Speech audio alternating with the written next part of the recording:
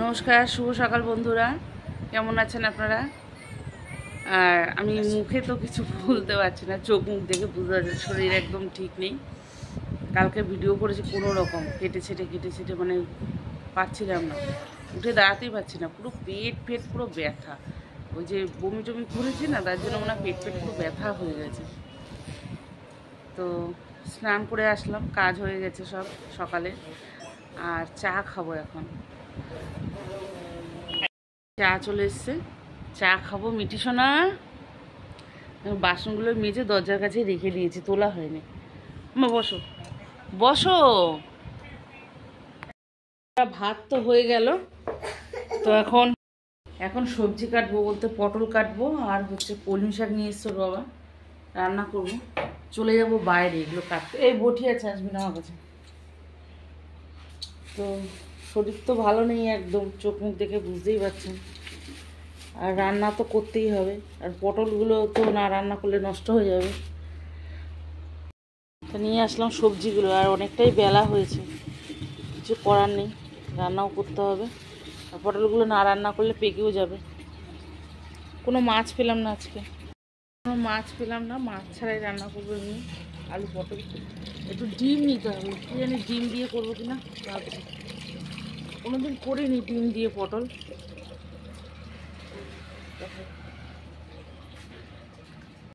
তো বন্ধুরা দেখো, এখানে আলু পটল কেটে নিয়েছি, পেঁয়াজ টমেটো, আর এখানে আদা রসুনটা ছিল বেটে নিয়েছি। একটুখানি আলু দেবো, আলুটা একটু কম হবে। এখানে হচ্ছে ডিম সেদ্ধ, আজকে প্রথমবারের জন্য ডিম দিয়ে পটল রান্না করব, মাছ পাইনি। আর এই যে কলমি শাক ভাজা বসিয়েছে, একটু বড় বড় করে কেটেছে, কোনো ব্যাপার না, কলমি শাকটা গলে যাবে, নরম।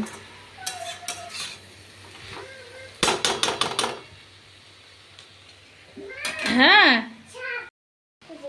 ও বাবা, তাই তো, এটা সাপ দিছো না, ওটা তিমি। হ্যাঁ, যাও যেটুকু দিয়ে দাও ফোন। কে চুল বেঁধে দিচ্ছে?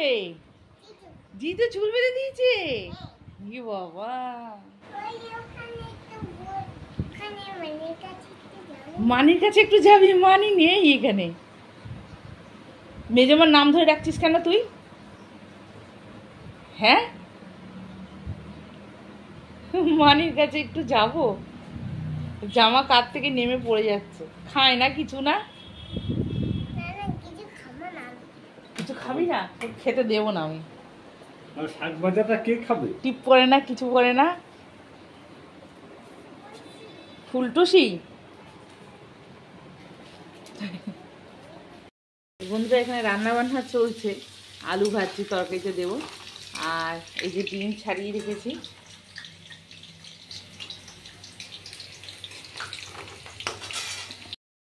তো মেজো বাড়িতে নেই, উনি এসেছিল মিটির সাথে দেখা করতে, তারপর আমি বাড়ি চলে যাই, গিয়ে রান্না বান্না করতে হবে।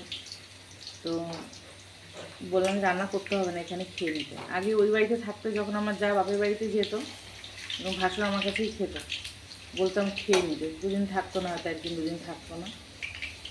তো অনেকদিন পর এমনি আসে, টুকটাক হয়তো কিছু করলাম, খেলাম, ভাতটা খায় না,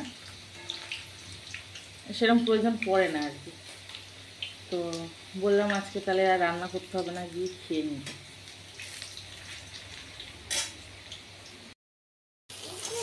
তো বন্ধুরা দেখো, পেঁয়াজটা ভালো মতন ভেজে নিয়েছি, নিয়ে আদা রসুন বাটাটা দিয়ে দিলাম, একটুখানি ভালো করে নেড়ে ছেড়ে নিয়ে তারপর টমেটোটা দেবো। তো তরকারিটা কীরকম হয় দেখাচ্ছি। আমিও আজকে প্রথমবারই রান্না করছি ডিম আর পটল একসঙ্গে, ওই জন্য একটু রসুন ফসুন দিলাম, নাহলে তো রসুন দেওয়া হতো না।